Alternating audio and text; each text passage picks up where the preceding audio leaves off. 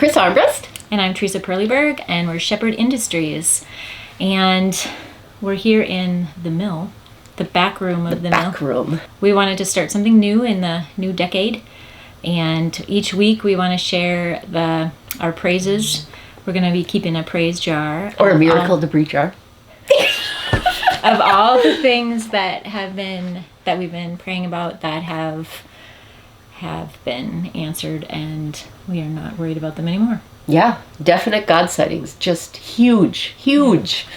So and there's been so many, and we are sad that we haven't been keeping track of every one of them, so we're going to start that this year.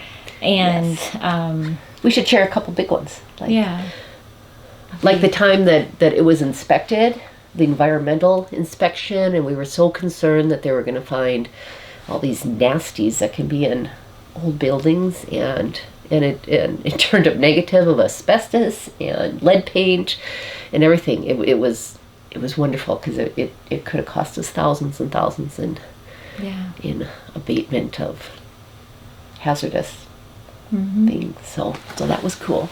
Yes. And the Kickstarter. Yeah, when we were getting a little discouraged with the expenses at the very beginning, and we kind of were wondering if we should continue, and that's when we decided to do the Kickstarter. And the Kickstarter was a great success, and we had many people supporting us, and that just showed us that we should continue. So, and there's been so many more, but so many more. We'll be sharing more each week. We'll share one. Yeah. One. We usually have them that often. I mean, it's have been happening. So it's just a testimony that it's not about us. We're just moving forward, just following where we are to go. And we've been wanting to keep a journal so that someday we can look back and remember how it all went, and what a struggle and the ups and downs, but neither one of us have time. Yeah. So we thought if we remember all the good things, that would be good. We can date them, and we can look back at the YouTubes. Be great. And see all the good things. Yes. Yes. And we're just going to share a few things that we've been working on. And the school hasn't changed too much since last week. Next week we should have some. The garage doors going in this week, and had a big meeting today, getting things organized and moving forward. Getting things ready for phase 2, finishing up phase 1. And we still don't have a date when we're going to be able to move in the gym. But I know. It would be nice. They figured out how to open up this one wall, which next time we're in the school we'll do it'll probably be open up next time.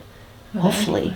Yeah, so that entire brick wall will be exposed. It's going to be beautiful. So beautiful. It's what we wanted from the beginning, but we weren't sure we could have it. So that's another praise.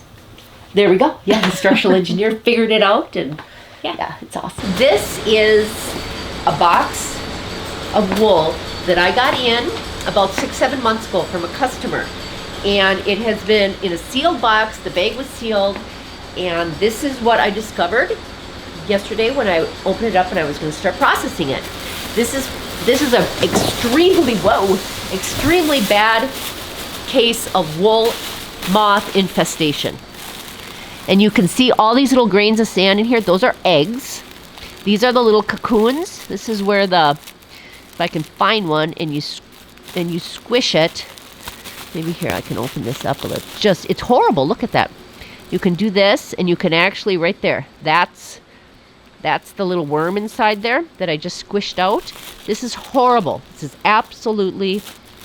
is what happens. And I did not have them, praise God, in my mill because it was in the sealed box, in the sealed bag. But what happened is this came in, and it maybe had either some eggs in it or who knows what. And as it sits in my hot, steamy mill, it's like an incubator. And they just feed, and they go through all their little life cycles, and there they are. Yep, so this whole, in which it's really quite sad because the fleece was it was a gorgeous fleece, but it's trash now. There's absolutely not a thing you can do with it. And I want everyone to know that those are the little cocoons. Here's another one. You can see just how small they are. Here's my fingertip. And if you see that, in any of your fleeces, that's very bad. Very, very bad. There's not a mill in the country that's going to process your wool if it has any of these, and you don't want those. And they can get in your wool. It doesn't matter. It's not about a messy house or anything like that. They're nasty little guys. So anyway, oh, there's another one mooshed right out of there. Yuck. So, wool moth example right here. So now you know what to look for. Chris has been working on a few things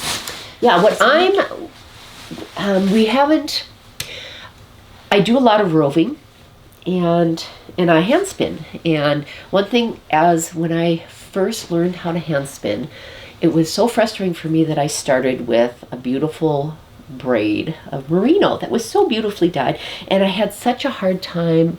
It was so frustrating drafting it. It was so dense, so I had to pull the thing apart 4 times all the way down and then pre-draft it before I could even spin it. So I'm working on a line of roving that, not just for beginner spinners, but for someone that just wants to sit down at the wheel, that's airy, pre-drafted, and just ready to spin, and just effortlessly flows onto your spindle. So that's what I'm working on, and I'm going to pre-draft it all, and it's all going to be wonderful with the finest fibers. Blends. I'm going to blend. It's going to be wonderful. Yes. So it'll actually be just fun and relaxing to spin. Yes. Nothing stressful. No, easy to learn. No, on. just easy to. Yeah, I think the first one I have it's a mohair, silk, and alpaca blend that is going to be all pre-drafted and nice and light and airy.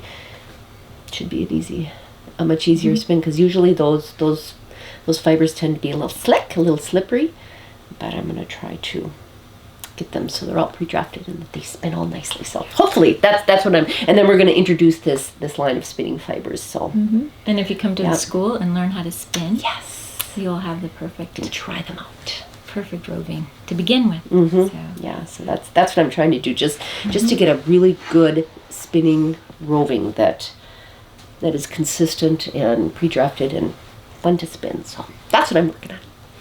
And I'm working on the zebra course it's an advanced course in the Bear Creek Needle Felting Academy, and I'm more than halfway through. So I make the videos on exactly how to do it step by step. You get to watch me make it from beginning to end with all my tips and just showing you exactly what I'm doing. And so it takes a while to get, and then I write out the instructions and I write them on there, and pictures and video, and put it all together. So it's taking a while, and plus it takes a long time to make a zebra. So, and we're doing something new with the legs, where usually I don't teach how to put wire armatures through the whole body, because I don't like working around wire. So I usually just put the wire in the legs, but now I found a way to do it without wire in the legs, and that's what I'm going to introduce in this course. And we've put together kits so that when you want to do this course in the academy, you can order a kit and you'll have all the equipment needed to do these legs in this way. It's nothing, and you're gonna love it's nothing expensive or extraordinary. It's pretty easy, but it's pretty ingenious. It's pretty. I'm pretty excited about it. So if you're in the academy, you watch for that. It's coming out soon. I have. And the kits will be available at the same time then. Yes. Yeah. Yeah. Perfect. So that's going to be coming out, hopefully, by the end of this month. I know there's a lot of things happening this month. It's a busy month. I'm struggling to find time to work on that. We do draw for a prize, and if you want to be entered into that, you'd comment or ask a question below this video, and you'll be put in for the drawing. And we give away all sorts of things, t-shirts and roving, yarn, kits, everything. So maybe socks next time. Anyway, okay. I love that you are repurposing so many of the original pieces from the schoolhouse. That's going to make it extra special, especially to those who have memories of the place. Yes. I also love the idea that you will be using your felt to add some acoustics to the event area. How cool. Do you have an estimated time when you will have a grand opening? I said December. Originally. And, yeah, and I think I jinxed it, so I'm not saying. Yeah. I don't know. Stay tuned because you'll find out here how it's progressing and how close sooner rather than later, hopefully. I mean, as soon as possible. As soon as possible, we're going to get equipment in there so that we can get working in there. Mm-hmm. That doesn't mean it'll be all ready for people to come. For a grand opening. Well, we'll have our store set up, so we'll see how it goes. But yeah, we'll keep you all... You'll see the progress because we're going to be doing... Next week, we'll do another video of the progress. And Yes, so hopefully. So, and if you're wondering about what she was referring to, that's in our last episode of YouTube. Yes, the felt on the wall. If you missed that, so you can check out that episode. Yes. Wow, even if I wasn't interested in the fiber art world, I would want to make the effort to see this beautiful facility. Oh, it is beautiful. Yes. I love the walkthrough. Can't wait to see it. Plan to come and spend time in Nome at your workshops. Sending links to friends too. Thank you. Oh, thank you very much. And if that is, we did a tour of what has been done in the school, in the gym, and we went upstairs in the school to show what's been going on. So if you want to check that out, you can check out the last episode. Absolutely. Chris, so sorry to hear about your nephew. What a sad, sad story to hear. You'll be in my prayers, and also your husband for his eye recovery. That again was in the last episode. I lost a young nephew way too soon, and my husband's eye, he still can't see out of it, but in another 3 weeks or so, he should be able to, and it's recovering nicely. Thank you, thank you. The gym and walk through upstairs was incredibly interesting. The old brick wall in the gym that you will leave exposed is gorgeous, and you will see more of it now, so that is good. All your ideas are making me itch to see it when it's done. Awesome, awesome, awesome. Thank you for the update and walkthrough. It's really coming along. You mentioned that you will be using wool for insulation. Is that something you will do yourselves with your own product, or are you able to outsource that? What a great way to use natural and sustainable materials. Yes. Yep, we're going... Well, there's... What is there? 3 or 4 companies?